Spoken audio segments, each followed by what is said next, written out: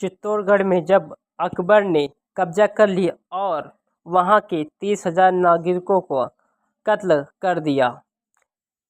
संख्या में बहुत कम होने के बावजूद राजपूतों ने अपने किले की रक्षा बहुत वीरता दिखाई। महाराणा प्रताप, महाराणा उदय सिंह द्वितीय अपने वंश की रक्षा के लिए उदयपुर चले गए थे, लेकिन उन्होंने चित्तौड़ की रक्षा के अपने दो सबसे भरोसेमंद सेनापति मेवाड़ के राजा जयमल राठौर और पत्ता संसदीय राजवंश को सौंप दी थी। उनका नेतृत्व, उनकी बहादुरी की कहानियां राजपूत लोककथाओं में अमर हो गई। जयमल और पत्ता दोनों ही लगभग असंभव बाधाओं के बारे में जानते भी थे।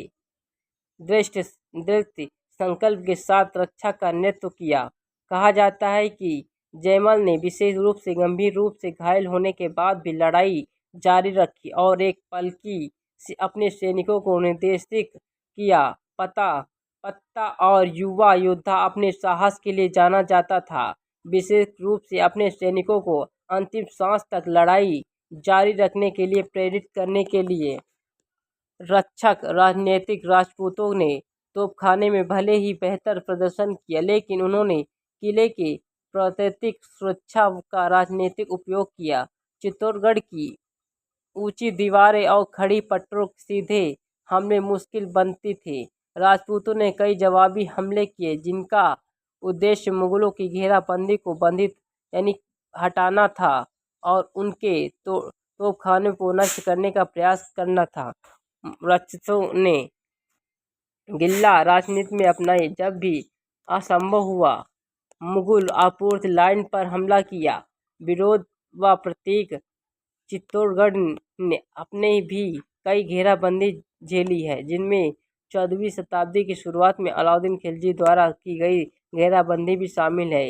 ये किला मेवाड़ के शक्तिपीठ और गौरव का प्रतीक बन गया था। इसके अंदर के राजपूत उस विरासत को बनाए रखने के लिए दृढ़ थे।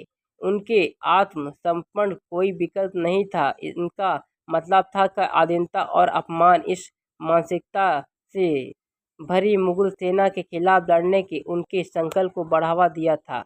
जैसे जैसे घेराबंदी आगे बढ़ी, मुगलों ने धीरे धीरे चित्तौड़गढ़ की सुरक्षा को भेदना शुरू कर दिया।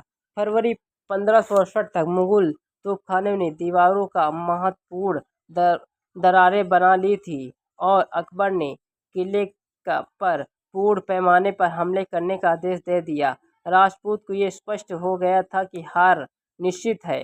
अंतिम हमले की पूर्व संध्या पर चित्तौड़ की महिलाओं और बच्चों ने राजपूत योद्धाओं की पत्नी के नृत्य में जोहर किया। एक प्राचीन राजपूत प्रथा जिसमें महिलाएं दुश्मन के हाथों गुलामी और अपमान से बचने के लिए सामूहिक रूप से खुद को बलिदान कर देती थी। घेराबंदी में एक निर्दयी क्षण था। जोहर करने का निर्णय हल्के में नहीं लिया था।